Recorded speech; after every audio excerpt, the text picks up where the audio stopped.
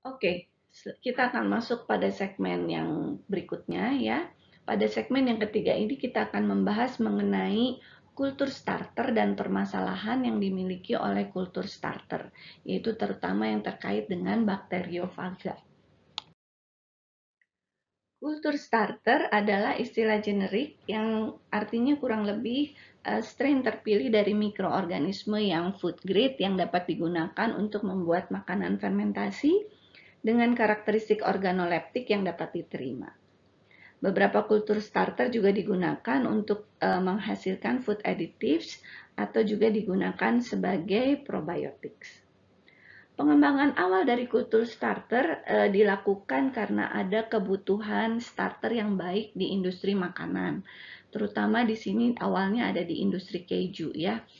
Sebelum tahun 1950-an, perusahaan kecil membuat keju dalam jumlah terbatas hanya untuk konsumen-konsumen terdekat saja. Pabrik keju ini biasanya memelihara satu botol mother culture yang digunakan untuk transfer inokulum setiap harinya. Dari mother culture ini, produsen keju akan membuat bulk culture melalui beberapa kali penggandaan skala inokulum untuk memenuhi jumlah inokulum yang diperlukan. Biasanya jumlah inokulum yang diperlukan adalah sekitar 1-2% dari volume susu yang akan diproses menjadi keju. Nah, starter ini dulu merupakan campuran kultur bakteri yang kurang kita ketahui secara jelas identitasnya, sehingga sulit untuk menghasilkan produk dengan kualitas yang konsisten. Seringkali pula ditemukan problem kegagalan starter, yang kemudian belakangan kita ketahui akibat adanya bakteriofaga. Nah, sejalan dengan perkembangan industri keju menjadi diproduksi dalam skala yang lebih besar, kegagalan-kegagalan semacam ini tidak bisa diterima lagi gitu ya, karena akan menghambat produksi dan memberikan kerugian dalam jumlah yang banyak. Nah, sehingga untuk mengatasi hal ini, maka mulai dikembangkan single strain starter yang diisolasi awalnya dari starter kultur campuran yang biasa digunakan oleh industri tersebut, begitu ya. Nah, selain itu dikembangkan pula SOP sanitasi yang baik serta penggunaan alat-alat pemrosesan keju yang lebih baik. Sedangkan untuk mengatasi masalah bakteriofaga bisa dilakukan strategi rotasi strain atau dengan menggunakan kultur yang multiple strain. Tapi semuanya dalam multiple strain ini sudah kita ketahui identitas strainnya dengan baik. Maksud penggunaan multiple strain ini adalah jika salah satu strain diserang oleh bakteriofaga, maka strain yang lain akan tetap bisa melakukan proses fermentasi. Gitu ya.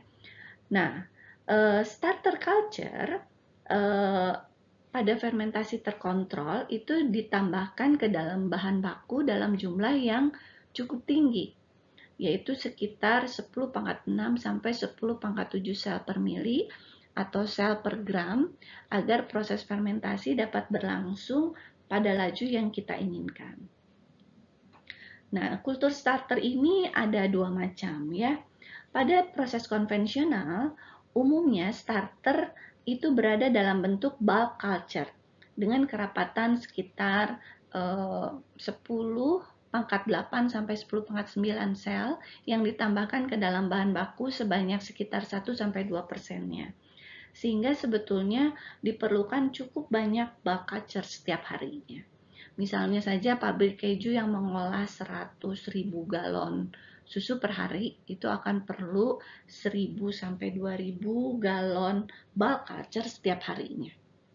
Nah, volume starter yang besar ini diperoleh dari kultur induk melalui beberapa tahap transfer inokulum dalam proses penggandaan skala inokulumnya.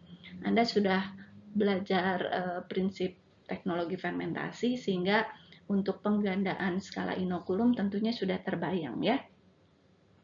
Nah, hal yang penting dalam penggandaan skala inokulum ini adalah penanganan yang tepat agar terhindar dari introduksi bakteriofaga pada setiap tahap penggandaannya dan juga terhindar dari kontaminasi oleh mikroba yang lainnya. ya. Jadi bulk culture ini dari produsen keju itu memperoleh mother culture atau kultur induk, kemudian oleh produsen diperbanyak di inokulumnya lewat proses penggandaan skala. Nah, jenis starter yang lain adalah starter dalam bentuk konsentrat. Pembuatan konsentrat culture ini dilakukan oleh produsen starter. Jadi yang menjual starter itu yang melakukannya, dan dilakukan pada kondisi yang sangat terkontrol sehingga meminimalkan problem dari bakteriofaga. Strain akan ditumbuhkan pada medium pertumbuhan yang tepat sehingga mencapai kerapatan yang tinggi, bisa sampai 10⁻10 sel per mililiter. Kemudian sel dipanen dan disentrifugasi dan diresuspensikan sehingga memiliki konsentrasi sekitar 10⁻12 sel per mili. Jadi sangat pekat begitu ya konsentrasi sel di dalam medium tersebut. Nah, selanjutnya kultur konsentrat ini akan dikemas dalam bentuk frozen atau freeze dried, dan sebelum digunakan nanti oleh konsumen gitu ya, oleh si produsen keju, akan dilelehkan terlebih dahulu sebelum kemudian bisa langsung dimasukkan ke dalam fermentor tanpa melalui proses penggandaan skala terlebih dahulu. Jadi kalau untuk konsentrat culture, pengguna itu bisa langsung menggunakan kultur konsentrat langsung dimasukkan ke dalam proses fermentasinya. Tidak harus melalui penggandaan skala inokulum terlebih dahulu.